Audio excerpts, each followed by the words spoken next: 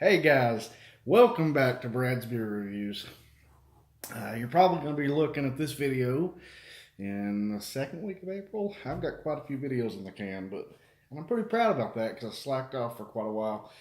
As you can see here, this video is for Elk Valley Brewing's Farmhouse Ale, the Ferme, I guess is how you say this. I've had a few of their beers and been in contact with the brewer himself. Seems like a really cool dude. Hope to get to sit and have a beer with him one day.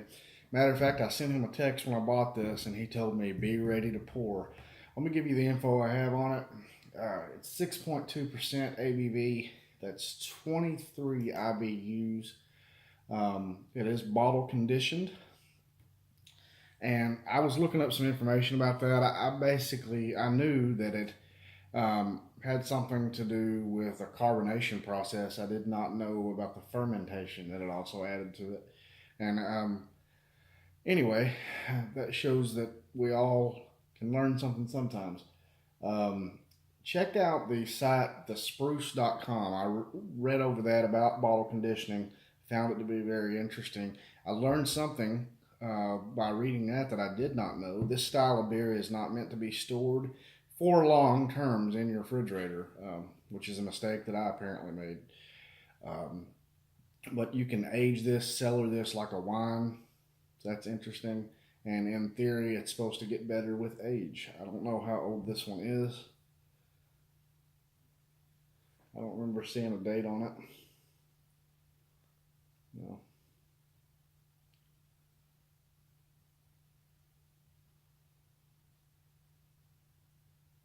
Yeah, there's not a date. Anyway, so check out thespruce.com for some information on bottle conditioning.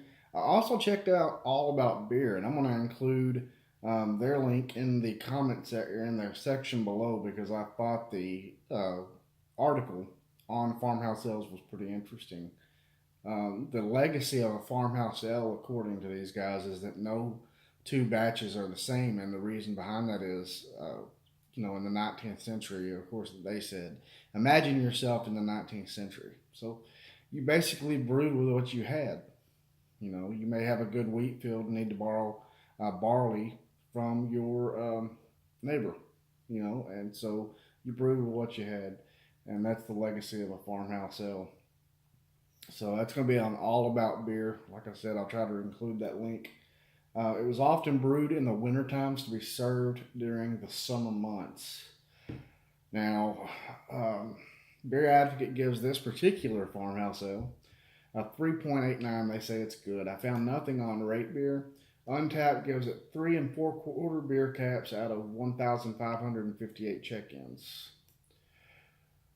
Now, you can visit these guys at elkvalleybrew.com. Let's get to the beer.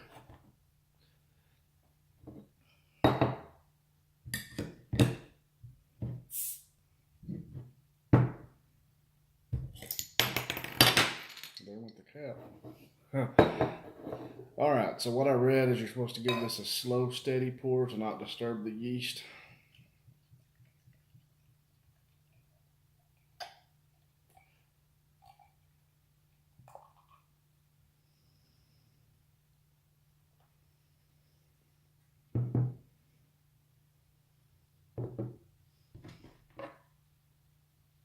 Not sure what the proper glassware would be for this kind of beer, but I chose this one because, as you guys know by now, it's one of my favorite things to drink out of.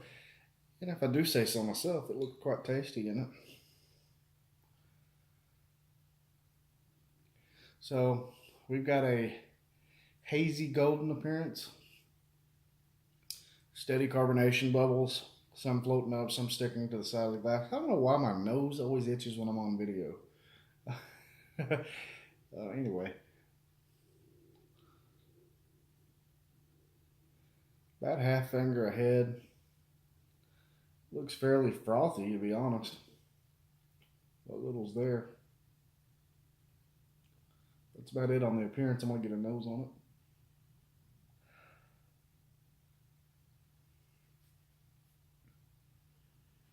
A lot of tartness. It almost reminds me a little bit of a pickle. That may sound weird, but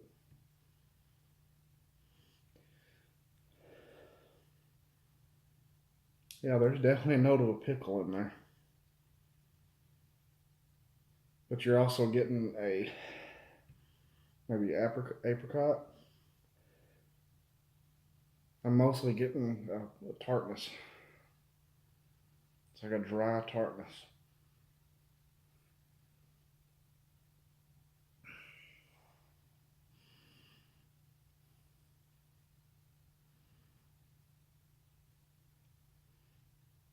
Yeah, that's all I'm getting. Let's get a taste.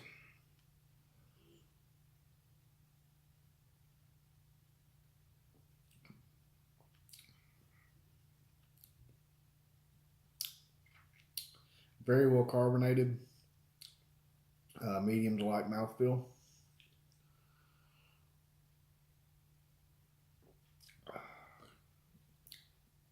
It's very tart. A dry finish.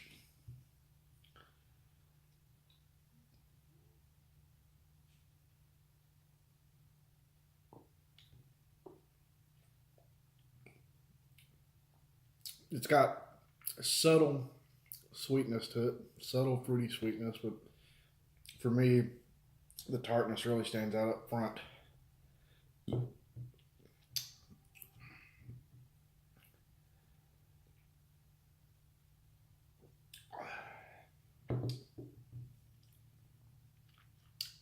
Mm-hmm.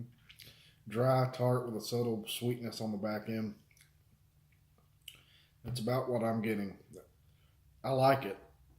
I don't know that it's something I could drink more than one or two of at a time, but it's not meant to be, or at least I wouldn't think that it's meant to be a session style beer.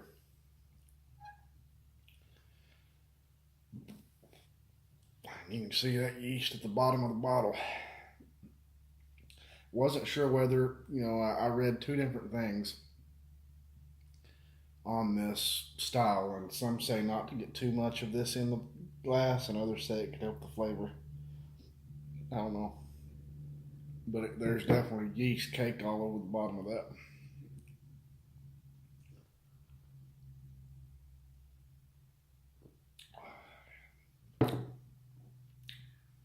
It's different. It's definitely different. It's not sweet like the beers that I'm used to drinking, but that's not a bad thing.